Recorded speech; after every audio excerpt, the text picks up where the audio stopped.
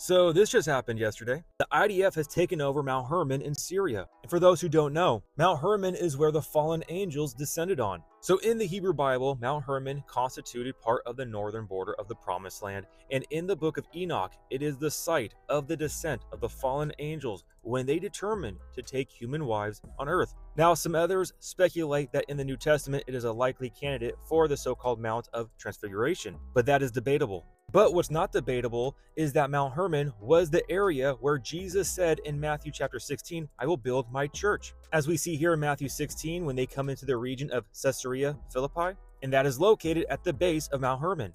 And what does Jesus say here at Mount Herman?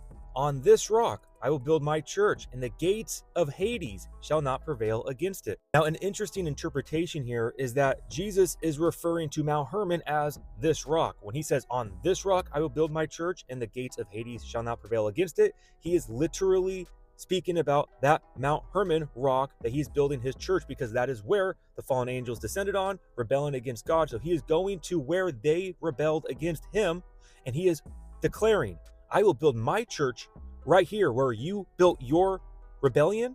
I am going to build my church, and the gates of Hades shall not prevail against it. I think it's a pretty cool interpretation, but to hold that interpretation, you must hold a supernatural, spiritual, biblical worldview, which I hold. Now, an interesting side note is how Paramount can be symbolic of Mount Herman, where you have the stars falling from the sky, descending upon this mountain that is called Paramount, kind of like paranormal, the paranormal mountain. I mean, that's just speculation, but something I wanted to add. But this situation right here, where the IDF has secured Mount Herman, the highest point under Israel's control, is a huge sign, in my personal opinion, of the times that we live in. Because we understand how these fallen angels who descended upon Mount Herman brought about the Nephilim, the mighty men, because they married the daughters of men. And during this time, the Lord saw the wickedness of man was great on the earth. And the reason why the wickedness was so great is because you have the mixing of genetics,